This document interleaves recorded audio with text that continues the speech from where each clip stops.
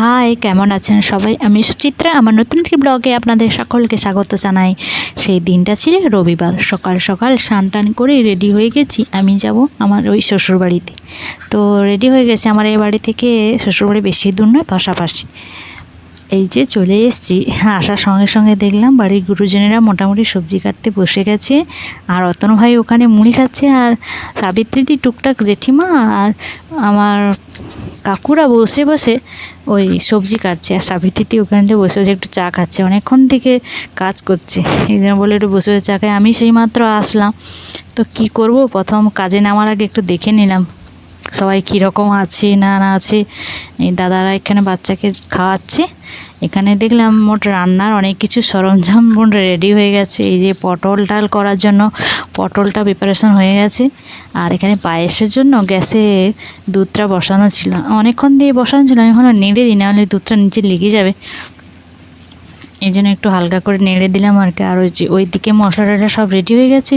এই যে পায়েসে দেওয়ার জন্য চালটা প্রেসার করে সিদ্ধ করে নিয়েছি, আর জলখাবারে ছিল হচ্ছে ছোলা আর আলু সিদ্ধ, আর সাথে রয়েছে বেগুনি। এই জন্য সেদ্ধ করে ঝুড়িতে রাখা হয়েছে। এখন আমার সকাল দিয়ে কাজ পড়েছে, একটাই কাজ, এই যে জেঠু তো মারা গেছে, ওনার সমাধিস্থলে একটু আমাকে ফুল দিতে হবে। এই জন্য সমাধিটা ভালো করে জল দিয়ে ধুতে হবে, এই জন্য আমি জল নিয়ে ভালো করে ধুয়ে দিচ্ছি।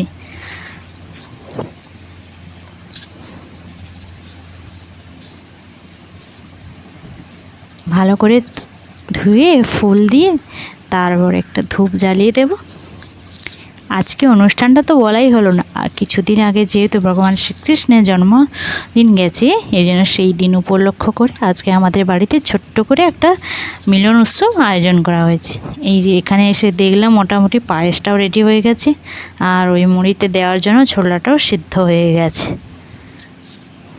আমাকে একটাই কাজ দিয়েছে, এই বটি নিয়ে আমাকে নারকেল কোড়াতে বলল, এই জন্য আমি একটু নারকেল কোড়াবো বলে, বেশি না, এই দুটোই দিয়েছি নারকেল কুড়তে। এই দুটো করার জন্য বসে গেছি, আর এক হাতে ফোন ধরেছি। কোড়া টোড়া হয়ে গেছে। তারপর দেখলাম জেঠিমা বললো, তুমি অনেকক্ষণ থেকে এসছো, কিছু খাওনি, এই যে একটু পিঠা খাও। এটা হচ্ছে ওই যে তালের যে পুর পিঠা হয় না, ওইটা। এখন আমার ননদিনীর মেয়েকে নিয়ে একটু দোলনায় বসেছে। ও তো দোলনায় চলতে এত ভীষণ ভালোবাসে, মানে ভালোবাসে আর কি, মানে আমাকে ছাড়বেই না, বলবে মিমি চলো না একটু দোলনায় বসি। এই দেখো দোলনায় বসেছি, ও যে কতটা আনন্দ পাচ্ছে কি বলবো। এই দেখুন ওর মুখে যেন হাসি ধরেই না।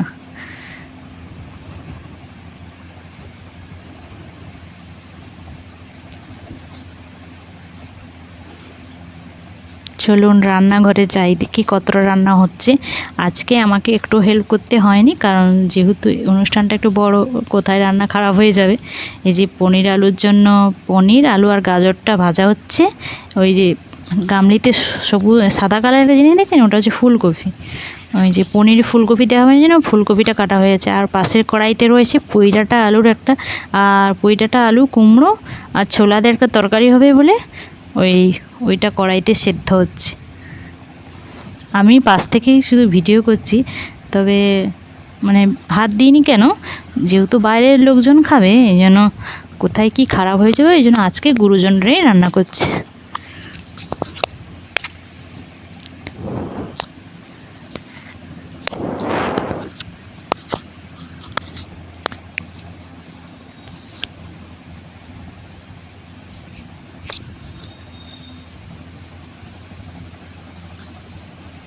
ওখানে একটু রান্না করছিল, এই জন্য ভিডিও করবো বলে চলে গিয়েছিলাম।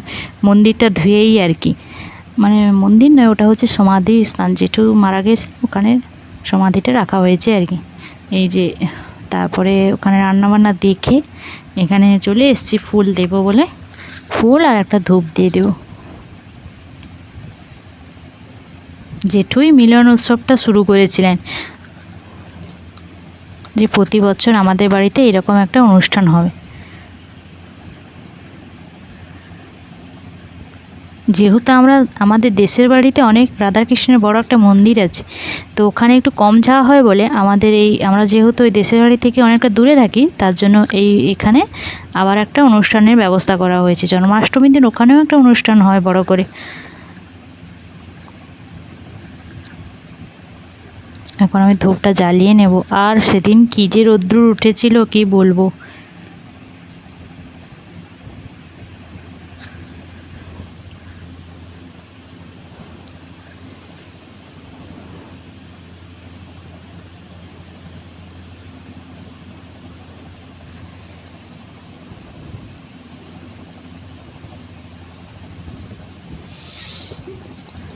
জল আর ধূপ তো দেওয়া হয়ে গেল। ওই যে মিলন মঞ্চটা দেখতে পাচ্ছেন, ওখানে অনুষ্ঠানটা হবে।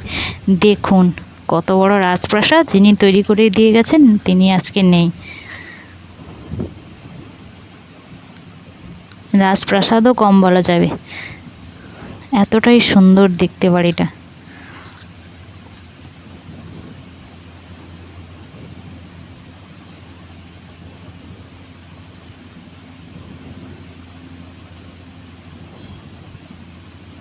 চলুন যাওয়া যাক এবারে।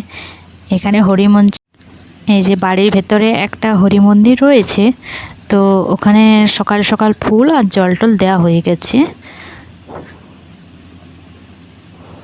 আবার আসলাম রান্নাঘরে, দেখলাম কতটা দূরে গেছে দেখি ওই পটল ডালটা করার জন্য পটলটা ভাজা হচ্ছে। আর এখানে জেঠিমা হচ্ছে পনির তরকারিটা দেখলাম রান্না করছে। পনিরটা তরকারি রান্না করার জন্য এই যে মশলাটা, এই যে কাজু বাদাম, তারপরে হচ্ছে পোস্ত আর নারকেলের দুধ দিয়ে একটা গ্রেভি মতো তৈরি করা হচ্ছে পনিরে দেওয়ার জন্য। আর সাবিত্রী দিতে ওখানে চালটা ধুয়ে নিচ্ছি। এই দেখুন, এ নিয়ে আমার পেছন পেছন চলে আসছে শুধু দোলনায় দোলার জন্য। চলো মিমি, দোলনায় দুলবে, চলো চলো চলো। আমার বলছি বাবা একটু দাঁড়াও, আমি একটু ভিডিও করছি, করে নিই, তারপর তোমাকে নিয়ে যাও।